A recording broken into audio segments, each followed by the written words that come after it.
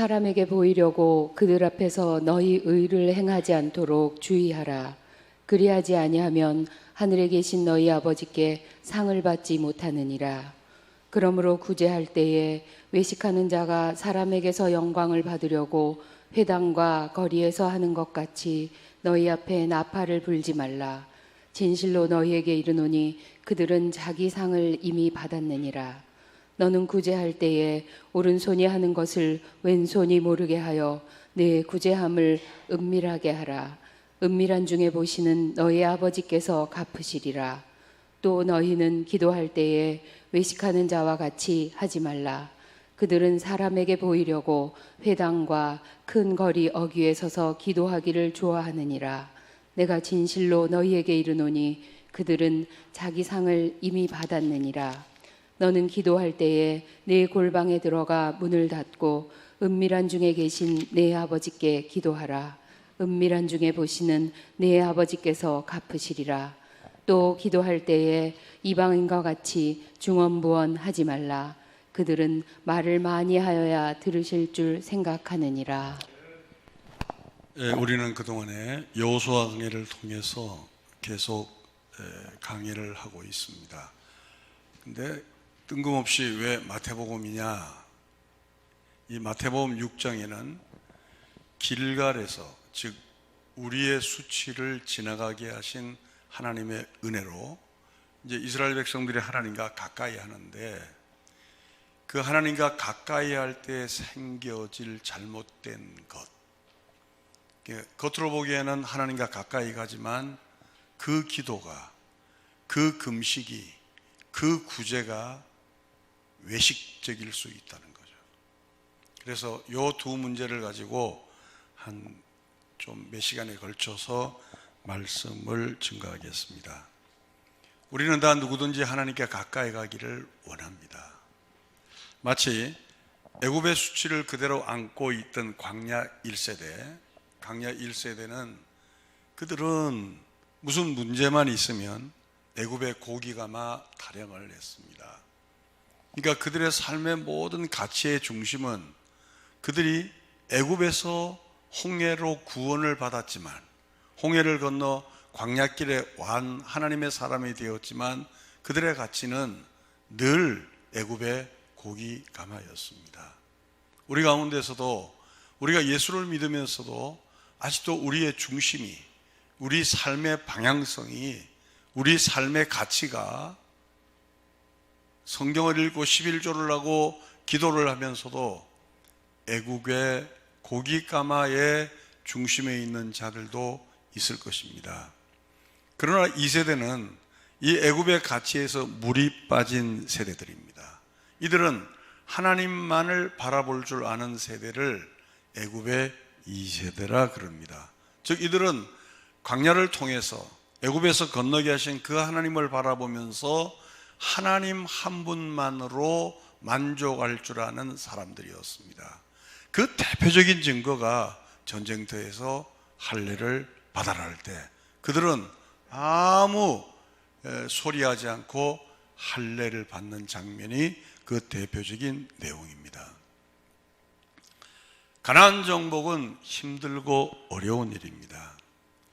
우리가 하나님을 믿는다고 해도 우리가 이 땅에 살면서 하나님 중심으로 사는 것은 말처럼 쉽지 않습니다.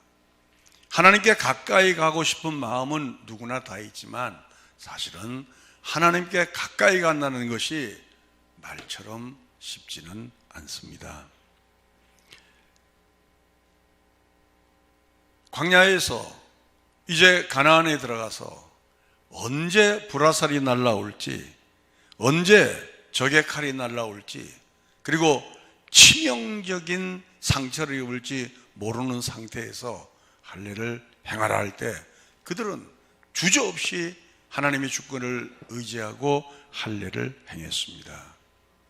놀라운 일은 광야 1세대는 원망 불평, 즉 그들의 모든 가치가 애굽의 고깃가마였지만 광야 2세대는 그들이 그러한 가나안의 그 전투적인 상황 속에서도 하나님을 찬양하는 내용들이 본문에 나오는 것을 볼 수 있습니다.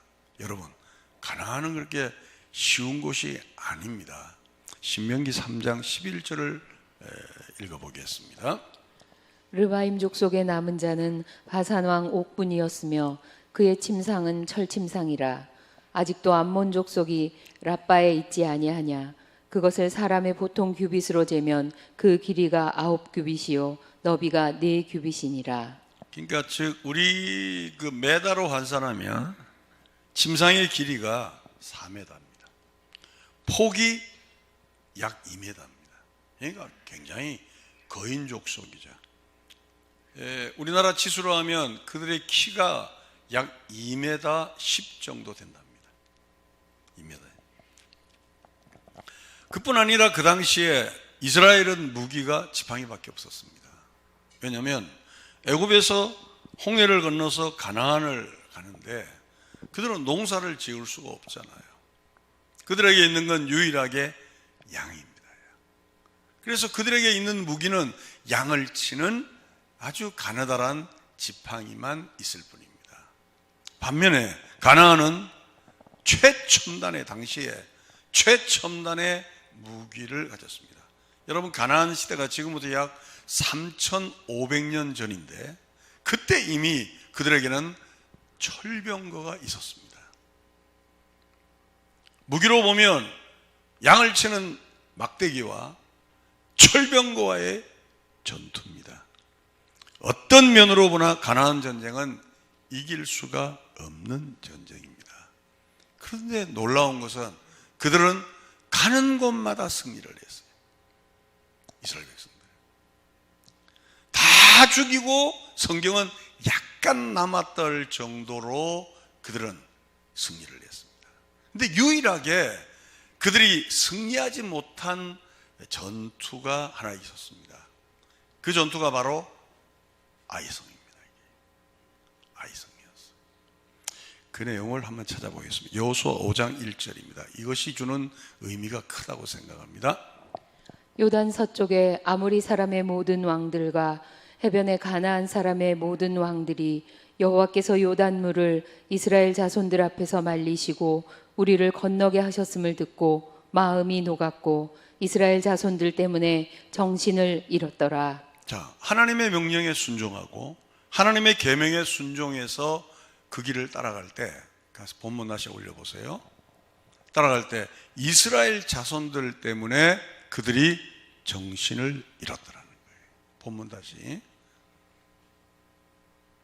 이스라엘 자손들 앞에서 말리시고 우리를 건너게 하심을 듣고 그들이 도리어 가나안 사람이 마음이 녹았고 이스라엘 자손들 때문에 그들은 정신을 잃었더라는 거예요.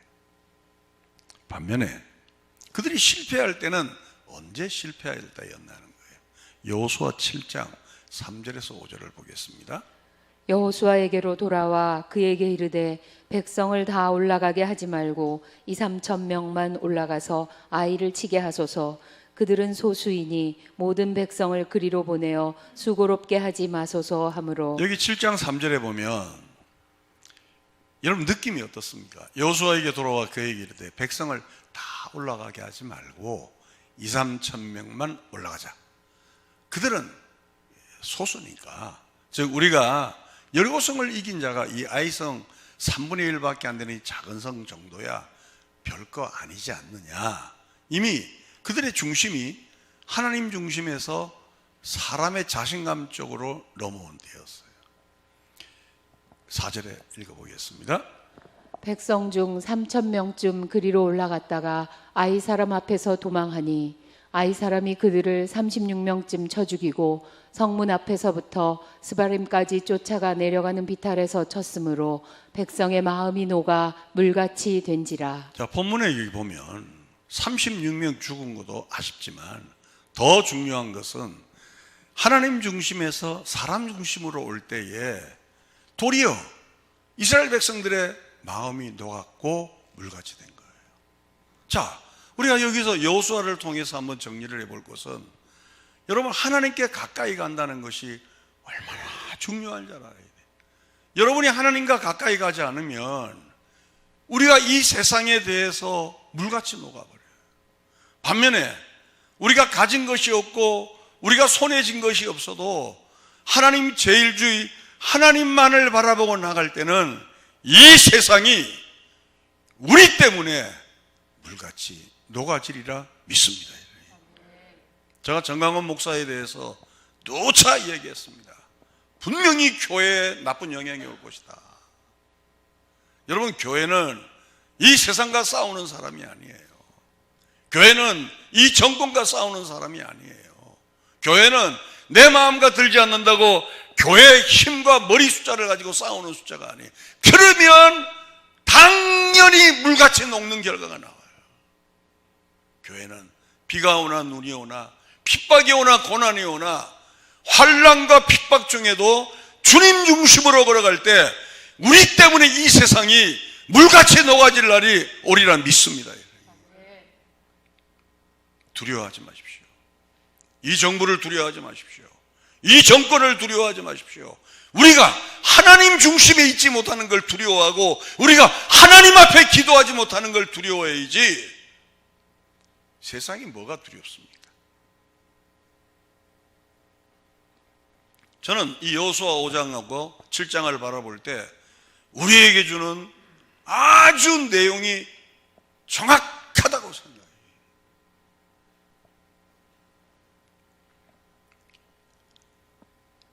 여호와의 전쟁은 그들이 이 전쟁을 통하여 이스라엘 백성의 잠재력이 얼마나 위대한가. 봐라, 이스라엘 백성이 단합하면 얼마나 놀라운 능력이 나타나는가를 보여주는 것이 아니고 하나님의 위대함을 알게 해주는 전쟁이라는 거예요. 이게 유튜브로 나가기 때문에 참 조심스럽지만 출애굽이나 구약에 보면 온역이 있었습니다. 그 온역이 보면 하나님의 다루시는 짝대기로 사용되었어요. 그렇죠? 여러분, 구약에 온역이 없은 거 아니에요? 온역이 있었습니다. 히브리어로 보면 그 온역이 지금 메레스나 이런 용어와 비슷해요. 꼭 그렇지만은 않지만 이거다 저거다 그렇지는 않지만 하나님의 간섭하심이 우주 만물 속에서 이 온역 속에서도 저는 있다고 생각합니다. 결국 우리 그리스도인이에요. 여러분이 옆집 애가 아무리 막 나쁜 짓을 해도 걔를 혼을 내요. 근데 내 새끼가 잘못하면 추상 같은 혼을 내죠. 왜? 내 자식이니까. 그동안 우리는 이 세상에 취해서 물같이 녹아버렸어요. 그렇죠. 그렇지 않습니까? 우리는 하나님 믿는 사람들이 아니에요. 우리는 돈을 믿는 사람들이었습니다. 우리는 아파트를 가지고 어떻게 하면 돈이 남고 여기에 혈안이 되어 있지 하나님 앞에서 무릎 꿇는 자가 아니었어요. 그러니 하나님께서 우리를 천국 백성 만들어야 되는데 천국 백성은커녕 세상보다 더 놀라운 지혜를 갖고 있으니까 한 2달 전에 어느 장로님 기도처럼 우리의 입을 막아버린 거예요. 그렇죠. 이 세상은 노루가 뛰어놀고 구름 한 점 없는 곳이 아니에요. 이 세상은 노루가 뛰어놀고 구름 한 점 없는 곳이 설령 있다 해도 성경은 그것을 복이라 그러지 않습니다. 저는 목회하면서 그런 얘기를 누차 했잖아요. 나는 돈 많은 사람을 복이라고 본 적이 없어요. 그렇죠. 성실하게 살면서 하나님 앞에서 하나님의 중심으로 사는 자가 복이 있는 자예요. 믿습니까? 그렇습니다. 그래서 하나님께 가까이 간다는 말을 우리가 잘 기억을 해야 돼요. 하나님께 가까이 간다. 하나님께 가까이 간다 하면서도 종교를 통해서 다른 곳으로 가 있는 거예요. 이걸 방지하는 것이 마태복음 6장이에요. 여러분, 기도하는 게 얼마나 아름답습니까? 구제하는 게 얼마나 아름답습니까? 금식하는 게 얼마나 아름답습니까? 다른 사람이 보기에는 오, 저 사람은 정말 하나님과 가까이 게. 근데 주님은 주의하라는 거예요. 주의하라는 거예요. 결국 신앙생활은 우리 주변에 우리를 넘어뜨리게 하는 사탄 마귀들이, 영적인 세력들이 때로는 험하게도 공격하지만 때로는 간교한 마귀처럼 우리를 넘어뜨리려 한다는 거지. 그동안 한국교회는 막 마지막 불꽃을 사르듯이 사람 숫자 놀이, 교회 크기 놀이, 뭐 교회가 뭐 이렇고 저렇고 하면서 아들한테 물려주고 뭐, 하나님 보시기에 이게 기가 막힌 거예요. 정말 우리가 한번 우리 자신을 한번 견주어 보자. 우리 교회도 마찬가지. 우리 교회도 어떻게 우리 교회가 성경적인 교회를 할 수 있습니까? 성경에서 벗어나는 일이 얼마나 많아요. 그죠? 성경적이 되려고 애쓰는 거지 우리 교회라고 난 성경적이라고 말하고 있지 않아요. 저 역시 성경적인 목사가 아닌데 어떻게 여러분이 성경적인 목사가 되겠어요? 그저 그렇게 살려고 애를 쓰는 거죠. 하나님께서 우리의 부족을 긍휼히 여겨주시기를 원합니다. 마태복음 9장에 보면 주께서 변화산에서 영광의 모습을 베드로와 요한에게 보이잖아요. 근데 산 아래는 아이 하나를 고치지 못해서 난리를 치잖아요. 이게 영적인 상황이에요. 그럼요. 근데 우리는 마치 변화산에 있는 것처럼 그 아래 치열하게 영적인 전쟁을 거쳐야 될 것을 우리는 그동안 영적인 전쟁을 안 한 거예요. 산 아래는 변화산이 아니잖아요. 우리가 알고 있는 내면의 은혜, 내면의 천국, 내면의 그 하나님과의 교통은 너무 소중하죠. 그러나 현실은 치열한 전투가 벌어지고 있는 걸 우리는 애써 외면한 거예요. 그러다 보니까 자연적으로 우리 신앙은 하나님과 가까이가 아니고 멀리 가 있는 거죠. 또 하나님과 가까이 있는 것처럼 하더라도 너무 멀리 가 있는 거예요. 그 멀리 가 있는 현상은 다음 주에 공부하도록 하겠습니다.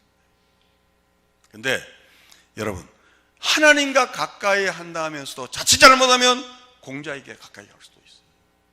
제가 언제 그런 말씀한 걸 여러분 기억하세요? 큐티 하실 때 명심보감처럼 하지 말라 그랬죠. 왜? 큐티의 가장 큰 위험은 명심. 여러분 설교 중에서 가장 위험한 게 뭐냐면 명심보감처럼 설교하는 거예요. 여러분 우리가 사랑합시다. 형제를 이해해야 됩니다. 용서해야 됩니다. 왜 시어머니를, 그건 불교에서도 할 수 있는 거예요. 그거는. 그게 기독교라고 생각하면 안 돼요. 근데 의외로 많은 분들이 그게 기독교로 알고 있어요. 여러분 우리가 이웃을 사랑하면 많은 축복을 받습니다. 구제하십시오. 놀라운 은혜를 받습니다. 그거는 다른 데도 있는 거예요. 그런데 하나님께 가까이 하는 사람에게 예외적으로 나타나는 현상이 있습니다. 하나님과 가까이 하는 사람은 분명히 이 결과가 나옵니다. 어떤 결과가 나오는가? 첫째, 심령이 가난해집니다. 심령이. 그리고 애통하고 온유해지는 과정을 거칩니다. 조금 올려놔. 응? 좀 각인도 되게. 그러니까 하나님과 가까이 하는 자에게는 심령이 가난해지는 과정을 거치고 애통하는 과정을 거치고 온유해지는 이 과정을 거치게 되어 있어요. 만약에 이 과정을 안 거친다면 아직은 하나님과 가까이 한 게 아닐 수 있어요. 그래서 이제 다음 주 공부할 거, 외식에 대해서 공부할 게 나오잖아요. 기도, 구제, 금식. 그죠? 그들은 하나님께 가까이 하는 방법으로 기도를 하고 구제를 하고 금식을 했지만 난 모른다는 거예요. 날 모른다는 거예요. 그러니까 하나님과 가까이 하는 과정에서 분명하게 나타나는 로드맵이 바로 뭐냐면 심령이 가난하고 애통하고 온유하고 마음이 청결하고 의에 주르고 목마르는 이 가정이 나올 수밖에 없다는 거예요.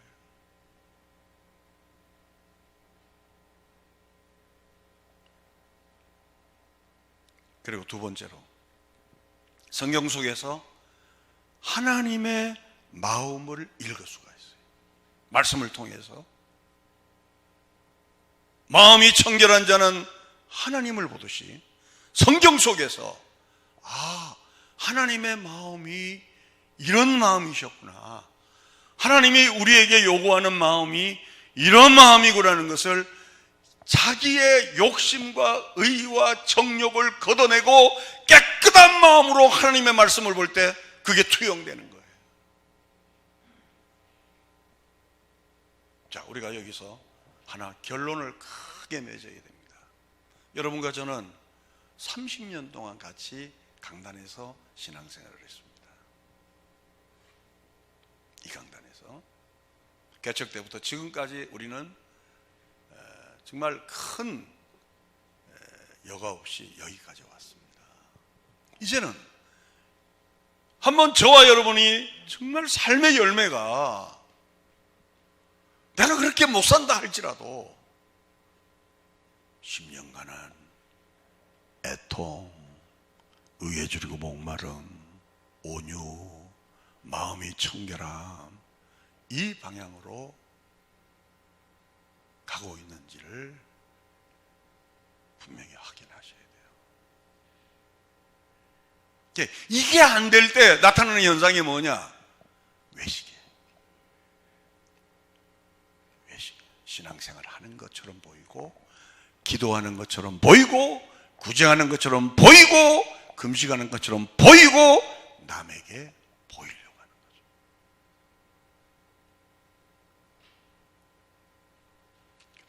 헌금을 하면 잘 알죠.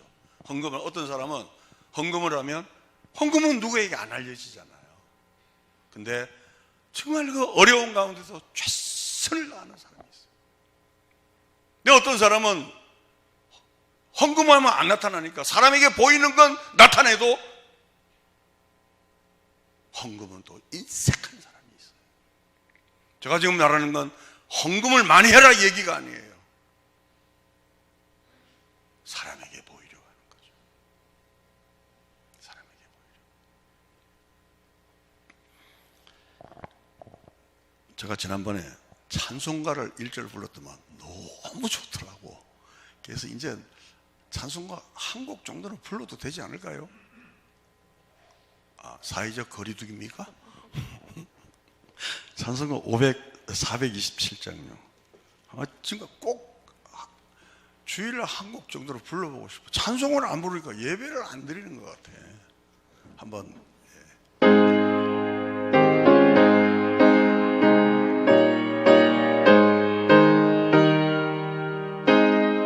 신앙에 가는 길을 생각하면서 마음 가난한 사람 복이 있나니 천국이 그들의 것이며 애통하느니 복이 있나니 그들이 위로를. 2절 우리 여성들이 찬양합니다.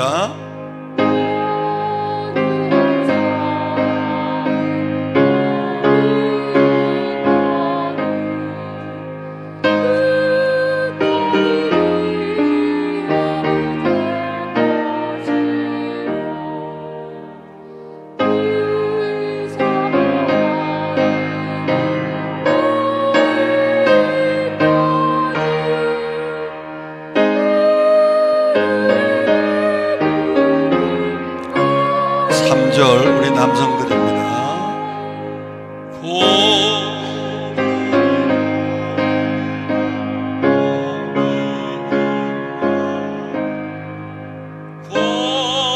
공연히 여김을 받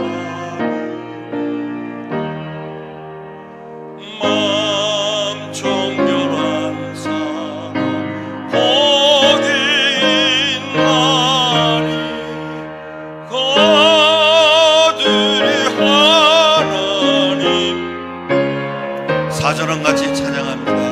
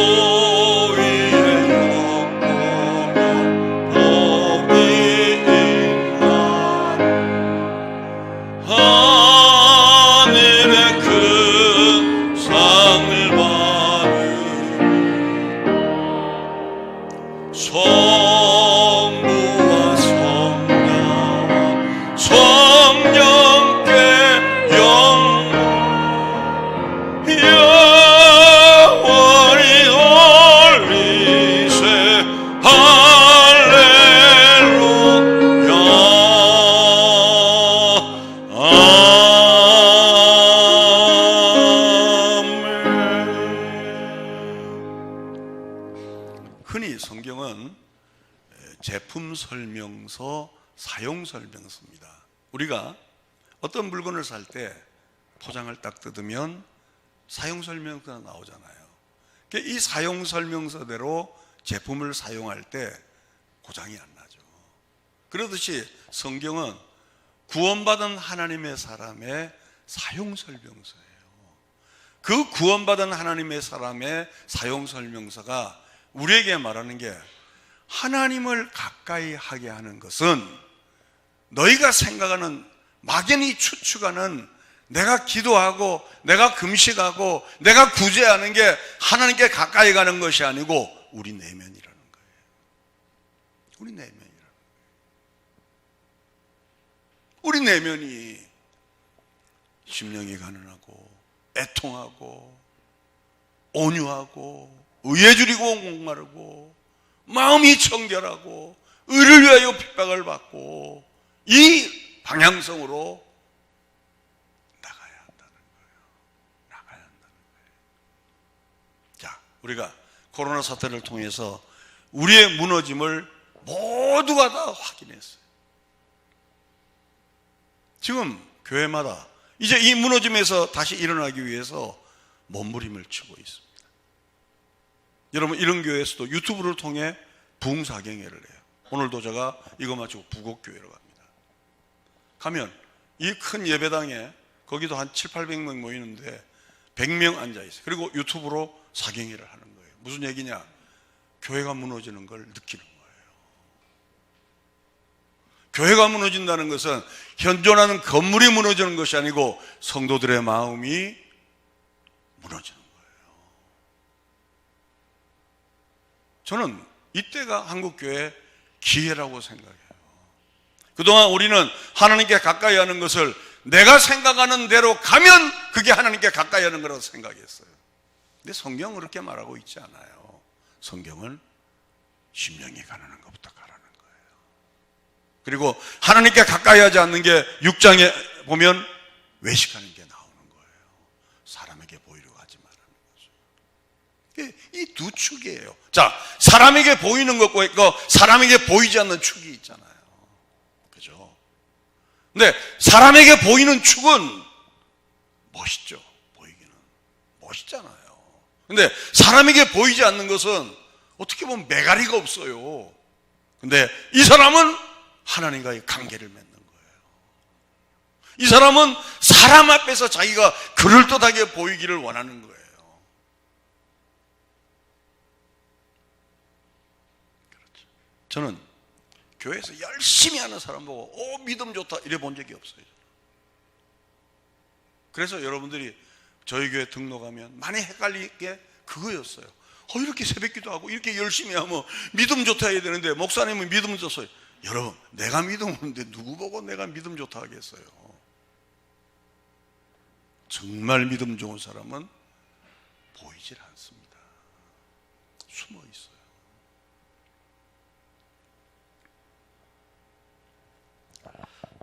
하나님께 가까이 할 때 주의할 점 몇 가지만 하고 나머지 거는 다음 시간에 하도록 하겠습니다. 첫째, 사람에게 보이려고 너희 의를 행하지 않도록 주의하라. 마태복음 6장 1절입니다. 방송실. 사람에게 보이려고 그들 앞에서 너희 의를 행하지 않도록 주의하라. 그리하지 아니하면 하늘에 계신 너희 아버지께 상을 받지 못하느니라. 설명 다 했어요. 그동안 설명 다 하고 외식을 경계하라는 거예요. 왜냐하면 외식을 하게 되면 너희가 사람 앞에서는 열정적인 믿음으로 보일 줄 몰라도 하나님과의 관계에서는 비뚤어져 있다는 거예요. 우리 한국교회는 11조 주일 성수가 교회 뼈대를 이루었어요.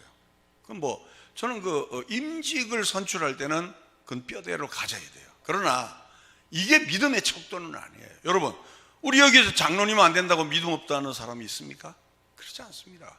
목사면서도 믿음이 없는 사람이 있고 집사면서도 목사보다 믿음 좋은 사람이 있을 수 있어요. 그 기준이 뭐냐? 사람에게 보이려고 하지 말라는 거예요.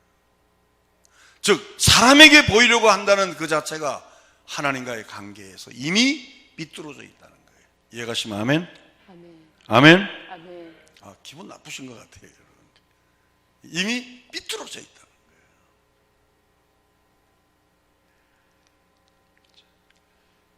그래서 6장에서는 구제와 기도가 금식이 외식할 때 가장 삐뚤어지기 쉬운 거라는 거예요.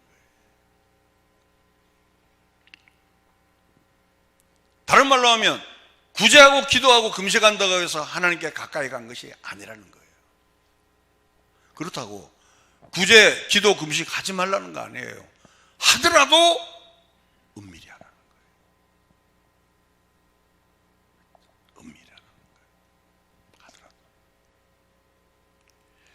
먼저 구제에 대해서 제가 몇 번 설교한 적이 있는 것 같은데, 유대인들의 구제는 좀 독특합니다. 우리는 구제는 그저 몇만 원이었고 그저 이렇게 참 안 됐다. 우리 교회도 가끔씩 목사님 누구에게 등록금을 좀 전달했으면 좋겠어요. 은밀하게 하는 분들이 몇 분 계세요. 저는 늘 고맙게 생각합니다. 이제껏 창립 이후에 그 사람 이름이 거론된 적이 없어요. 아마 여기도 그 혜택을 받은 분도 계시고 또 가신 분도 있는데 그분이 드러난 적은 없어요. 그분이. 유대인들의 구제는 한 달 생활비를 주는 거예요. 그게 대단한 거예요. 여러분, 남에게 한 달 생활비 주는 게 쉬워요, 어려워요? 쉽구나. 굉장히 어려워요. 그럼요. 굉장히 어려워요. 바리새인들은 구제는 바로 한 달 생활비를 주는 거예요. 그게 바리새인들의 그 구제예요. 그게. 그리고 금식은 여러분, 우리는 금식할 때 어쩌다 한번 금식이잖아요. 어쩌다 어른이듯이 어쩌다 한번 금식.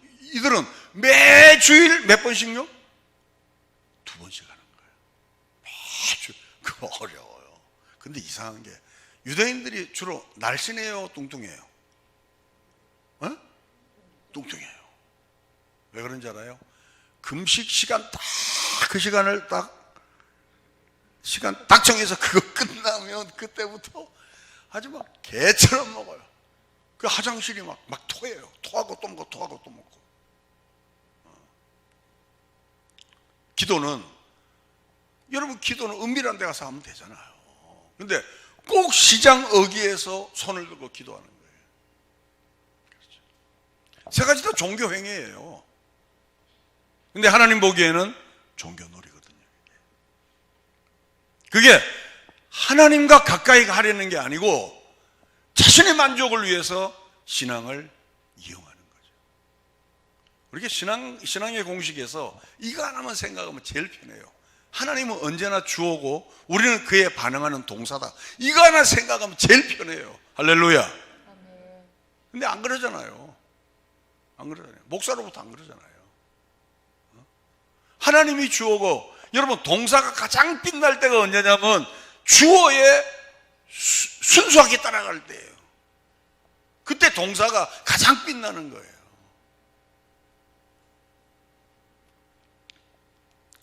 그런데도 사람들에게 보이려고 이렇게 하면 성경은 뭐라 하냐면 자기 상을 이미 받았다는 거예요. 그러니까 자기 상을 이미 받았다는, 자 보세요. 자 이제 끝났습니다. 자기 상을 이미 받았다는 것은 하나님께서 줄 게 없다는 거예요. 하나님께서 그 사람하고는 정산할 게 없다는 거예요. 줄 게 없다는 거예요. 자 보세요. 이게 얼마나 위험한 거냐면, 신앙으로 오는데 하나님께 줄 게 없다면 그 사람 스스로 개인적인 종교놀이에 불과한 거예요. 얼마나 무서워요. 그렇죠? 한번 생각해 보세요. 기도, 구제, 금식, 신앙의 가장 열정적인 표현이죠. 근데 그게 자기를 드러내기 위해서 한다면 하나님께서 그들에게 줄 게 없다는 거예요. 즉 그들 스스로 자기 만족을 위해서 종교놀이를 한 거죠. 이건 목사에게도 해당되고 우리 모두에게 해당되고 한국교회에도 해당되는 거예요. 말씀을 정리하겠습니다. 자기 상을 이미 받았다는 것은 사람들에게 자기 이미지를 심어주는 데 성공했다는 거예요. 근데 하나님은 모른다는 거예요. 특별히 교회 앞에 앞장선 들어가는 사람은 조심해야 됩니다. 그러니까 자기 상을 이미 받았다는 것은 남들에게는 자기에 대한 이미지를 각인시켰지만 하나님은 나는 너를 모른다는 거예요. 그렇죠? 사람들에게는 자신을 대단한 존경받을 인물로 부각은 시켰지만 하나님께서는 나는 너를 모른다는 거예요. 즉 하나님과 무관하다는 거예요. 그렇죠? 저는 마태복음 7장을 늘 그 가슴에 새기며 다닙니다. 주의 이름으로 귀신을 쫓아내고 권능을 행하고 별짓을 다 해도 천국 앞에서 나는 너를 모른다는 거예요. 그렇죠? 복음과 종교, 신앙과 종교를 구분할 줄 알아야 돼요. 여러분, 신앙은 보세요. 종교는 따라합시다. 자력 종교. 자기 힘으로 무엇을 이루어내는 거예요. 종교는. 근데 기독교는, 신앙은 따라합시다. 타력 종교. 성령께서 내 안에 들어오셔서 내가 성령님을 의지하며 그 일을 이루어가는 거예요. 완전 다른 거예요. 이게 뭐 교회가 40일 작정 이러는 거 굉장히 주의를 해야 돼요. 정말 주의해야 돼요. 그러면 40일 작정했기 때문에 이루어졌다 이래 나오거든. 그러면 하나님의 주어가 될 공간이 없는 거예요. 이해가시죠? 네. 그럼 공간이 없는 거예요. 하나님이 주어가 될. 제가 지금 이 설교를 한다고 해서 기도, 구제, 금식의 이 중요성을 강조하면 안 됩니다. 기도, 구제, 금식, 기독교에서 제일 중요한 거예요. 그러나 자기를 해서는 안 된다는 거예요. 그래서 은밀한 중에 기도하고, 은밀한 중에 금식하고, 은밀한 중에 구제하라는 거예요. 왜? 그렇지 않으면 하나님과 무관하기 때문이라는 거예요. 우리의 모든 예배, 이제 앞으로 이 코로나 사태가 물러가고 이제 열심히 봉사를 시작하고 주일을 할 때 하나님과 무관한 봉사가 아니라 하나님께서 나의 모든 수고를 인정하시는 축복받는 은혜가 있게 되길 바랍니다. 그 길이 심령가난, 애통, 온유, 의에 줄이고 목마름, 심령이 마음이 청결한 자, 그리고 의에 줄이고 핍박을 받는 자리까지 나가는 겁니다. 여러분은 지금 어디에 서 있습니까?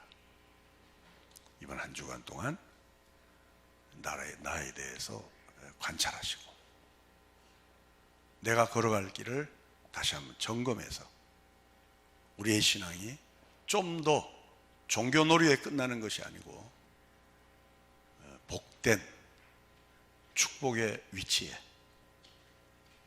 마치 세상이 주는 복을 탐하는 우리가 아니라 하나님이 주는 팔복의 위치에 서 있는 은혜가 있게 되기를 바랍니다.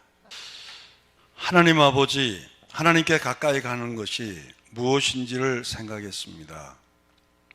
정말 나의 신앙이 심령이 가난하고 의에 줄이고 목마른 쪽으로 가고 있는지, 아니면 나도 모르는 사이에 사람에게 보이려고 내가 누구인지를 나타내기 위해서 어떤 일을 하고 있는지, 정말 오늘 말씀을 통하여 우리 자신을 확실하게 조명하게 하심을 감사드립니다. 만에 하나 우리가 심령 가난한 쪽으로 가게 된다면 더 힘써 그 일을 달려가게 하시고, 혹 사람에게 보이려고 나의 신앙의 행위의 길을 걸어와 어쩌면 종교로서 나를 드러내는 역할을 했다면 오늘 이 시간에 나의 외식을 주의 성령의 은혜로 다 뜯어버리시고 주님 앞에 진정으로 가까이 가는 은혜가 있도록 도와주옵소서.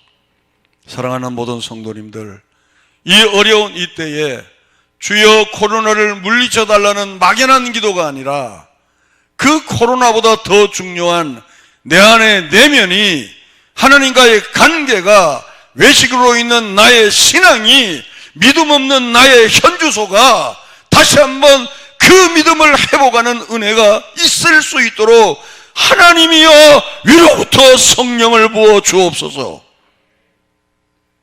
그래서 이 환난을 통하여 우리는 믿음의 부요함을 얻고, 이 환난을 통하여 하나님과 진정으로 더 가까이 가는 은혜가 이 대한민국 한국교회 위에, 그리고 동서울성령교회 위에, 이 시간 유튜브를 통하여 예배하는 모든 자들 위에 신앙의 종교놀이에 불과한 신앙이 아니라 하나님과 가까이 하는 진정한 돌아섬의 은혜가 있을 수 있도록 이 환난을 축복하여 주시옵소서.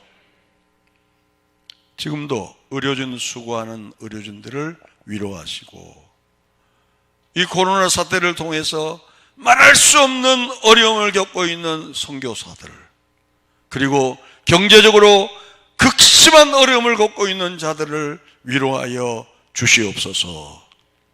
우리의 눈도 우리의 마음도 그들을 향하여 늘 열려 있을 수 있도록 우리 마음에 성령의 기름 부음을 허락하여 주시옵소서.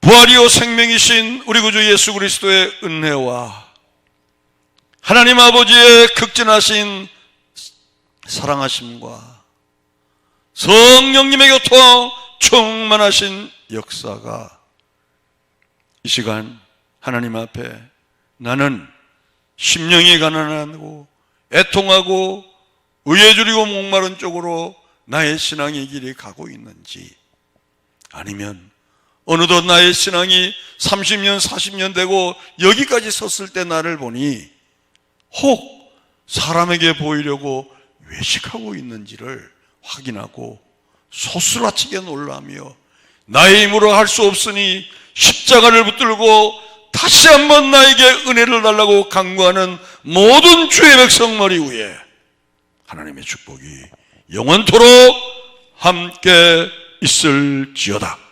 아멘.